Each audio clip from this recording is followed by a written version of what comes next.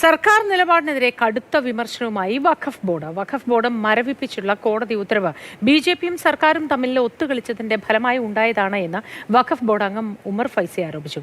വഖഫ് board chairman KS ഹംസയും സർക്കാരിനെതിരെ കടുത്ത വിമർശനമാണ് ഉയർത്തുന്നത്.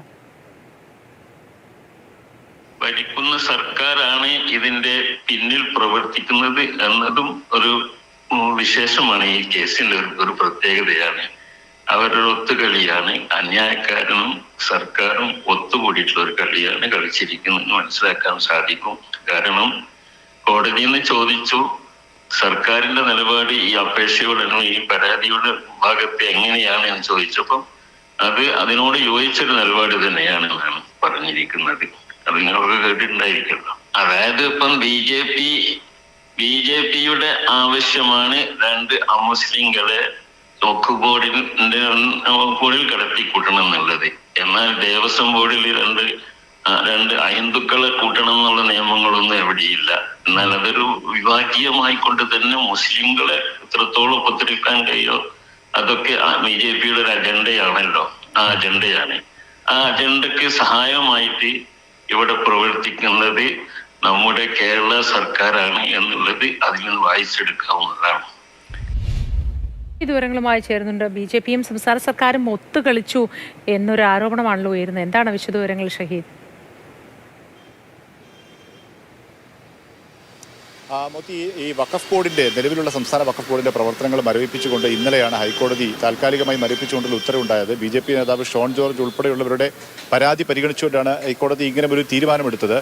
ഇന്നലെ ഈ കേസ് കോടതിയിൽ വന്ന സമയത്ത് ഈ BJP നേതാവ് ഷോൺ ജോർജിന്റെ പരാതിക്ക് പിന്തുണയ്ക്കുന്ന രീതിയിലാണ് സംസ്ഥാന സർക്കാർ അഭിഭാഷകൻ കോടതിയിൽ നിലപാടെടുത്തത് എന്നുള്ളതാണ് ഇപ്പോൾ വഖഫ് ബോർഡ് ആരോപിക്കുന്നത്. വഖഫ് ബോർഡ് അംഗമാണ് ഉമർ ഫൈസി, സംസ്ഥയുടെ ജോയിന്റ് സെക്രട്ടറിയാണ്.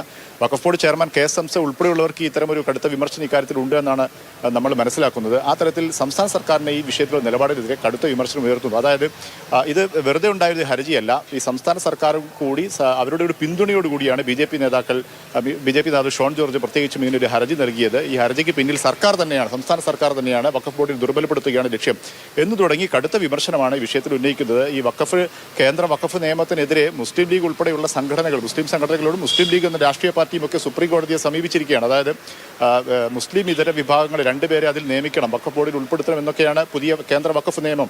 ഈ നിയമത്തിനെതിരെ മുസ്ലിം ലീഗ് സുപ്രീം കോടതിയെ സമീപിച്ചിരിക്കുകയാണ്. എങ്ങനെ ഇരിക്കെ മുസ്ലിം കൂടി അംഗമായ അല്ലെങ്കിൽ വഖഫിന്റെ ചുമതല മുസ്ലിം ലീഗാണ് വഹിക്കുന്നത്, N ഷംസുദ്ദീനാണ് വഖഫിന്റെ ചുമതലയുള്ളത്. അങ്ങനെ ഇരിക്കെ സംസ്ഥാന സർക്കാർ എങ്ങനെ ഇത്തരമൊരു നിലപാട് കോടതിയിൽ എടുത്തു എന്നുള്ളൊരു ചോദ്യമാണ് ഇപ്പോൾ വഖഫ് ബോർഡ് പ്രധാനമായും ഉയർത്തുന്നത് എന്നുള്ളത് തന്നെയാണ്. വഖഫ് ബോർഡ് ചെയർമാൻ ഇപ്പോൾ വിദേശത്താണുള്ളത്.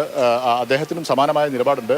നാട്ടിലെത്തിയ ശേഷം ഇക്കാര്യത്തിൽ കൂടുതൽ കാര്യങ്ങൾ വ്യക്തമാക്കാനുണ്ട്, വിമർശനം ഉയർത്താനുണ്ടെന്ന് അദ്ദേഹം പറയുന്നുമുണ്ട്. ഏതായാലും സംസ്ഥാന സർക്കാർ ഈ വിഷയത്തിൽ ഈ വിവാദമായി ഈ വഖഫുമായി ബന്ധപ്പെട്ട സംസ്ഥാന സർക്കാർ ബോർഡുമായി ബന്ധപ്പെട്ട ചില രാഷ്ട്രീയ വിമർശനങ്ങളുണ്ട്. കഴിഞ്ഞ പിണറായി സർക്കാരിന്റെ കാലത്താണ് ഇപ്പോഴത്തെ വഖഫ് ബോർഡ് കോൺസ്റ്റിറ്റ്യൂട്ട് ചെയ്തിട്ടുള്ളത്.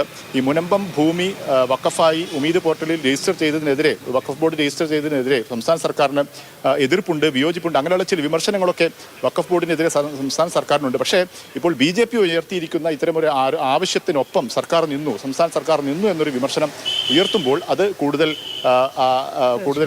മുസ്ലിം സംഘടനകൾ ഒരുപക്ഷെ ആ രീതിയിലുള്ള വിമർശനവുമായി വരാനുള്ള സാധ്യതയുണ്ട്. നാഷണൽ ലീഗ് നേതാവ് NK അബ്ദുൽ അസീസ് ഉൾപ്പെടെയുള്ളവർ ഈ വിഷയത്തിൽ സംസ്ഥാന സർക്കാരിനെതിരെ ശക്തമായ വിമർശനം ഉയർത്തിയിരുന്നു. മുസ്ലിം സംഘടനകളും ഈ വിഷയത്തിൽ കടുത്ത അതൃപ്തിയിലാണെന്നാണ് മനസ്സിലാക്കാൻ സാധിക്കുന്നത്.